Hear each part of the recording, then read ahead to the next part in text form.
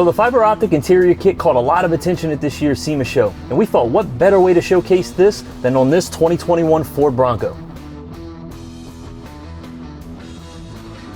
As you can see here, this fiber optic cable can outline virtually any interior panel in the car, giving a cool custom look and pop of color. Today we're going to take you through step by step how we did the install on this 2021 Ford Bronco. It's very straightforward. Let's get into it now. All right, so first we're going to remove the side handle. That's going to be with these 4 T30s. Now that we've removed those, we can just unclip this. Next, we're going to drop the glove box. There's a clip on each side of the glove box here. We're going to push those in. We're going to pull that down. Just go ahead and let that hang there.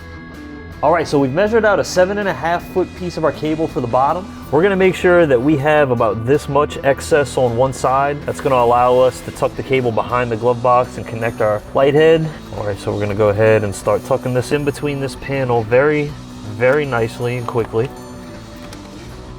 And if we need to, in some spots, we can help it along with the panel tool.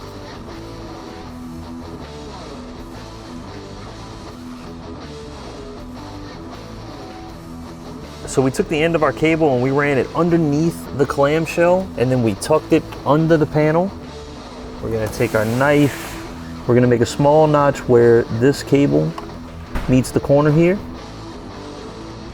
We're going to go ahead and cut a little notch here. That just gives us a little more flexibility with the strip.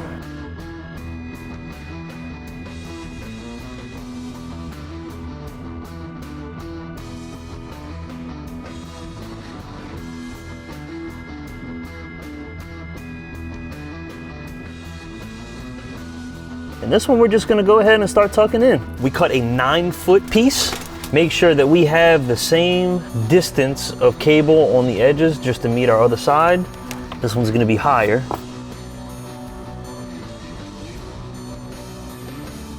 So one thing I want to point out is that there is a slightly larger gap where the screen is. You want to make sure that you have enough tension on the cable where it does fit snug here, and that's going to keep this from sagging or being pushed too far up. So now we're just going to continue around the instrument cluster. Just going to get that tucked in here. Make sure we deal with this bend.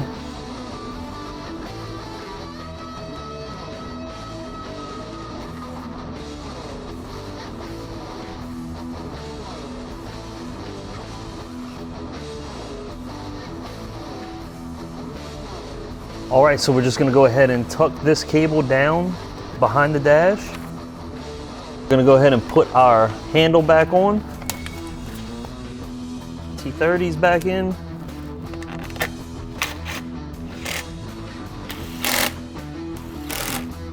All right, so we need to tuck our cables back behind the dash.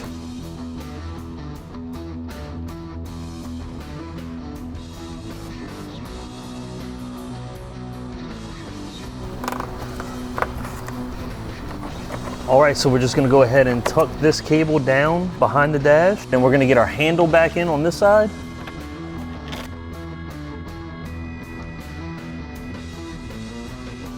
All right, now we can move on to the wiring. All right, so we're gonna prep our cables to be connected to the light heads. We just need to take our blade and we need to trim our fin off just a little bit. This is gonna allow us to insert the end of the piping into the light head. We're gonna loosen the set screw on one of our light heads. We're gonna insert and then tighten our set screw back down. Not really a need to over tighten this. As you can see, it's very secure.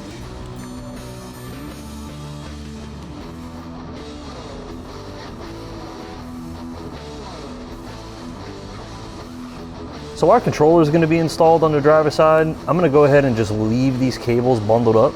We're not really going to need those to be extended. All right, let's move over to the passenger side and get our light heads connected.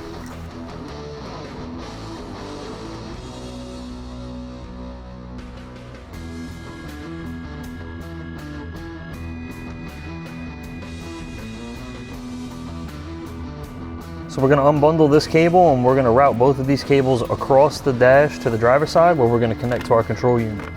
All right, so as you can see, we have a wire loom right here. We're going to go ahead and use this to zip tie and secure our light heads into place so they're not banging around or they're not interfering with the glove box on the side. So we're gonna go ahead and get a zip tie here. That'll hold these in place. Right now with the light heads secure, we're gonna go ahead and route these cables over to the driver's side. All right, so we're gonna go ahead and unsnap this panel. We're gonna get this out of the way here for just a moment. Now we're gonna drop our cable down through here. We're gonna pass our cables down through the dash.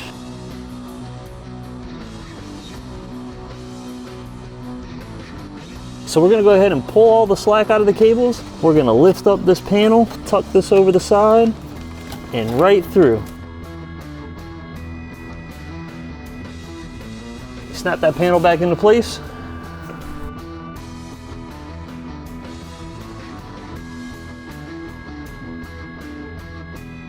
All right, so we're gonna bundle up our excess cable.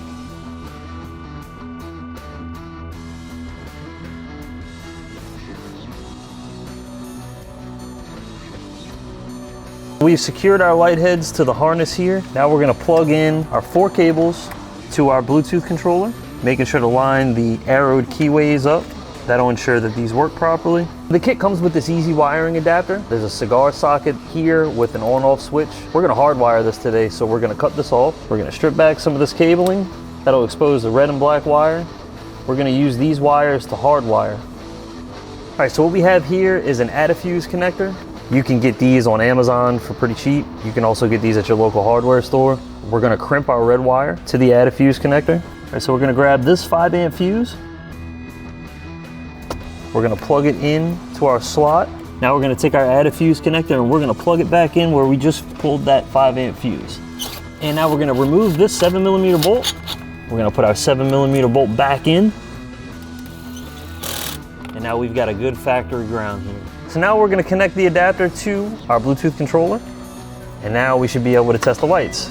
All right, now that we've got everything connected, we're gonna go ahead and just get this all zip tied up. So we're gonna tuck our cables in. We're gonna go ahead and zip tie our controller right here to this wire harness.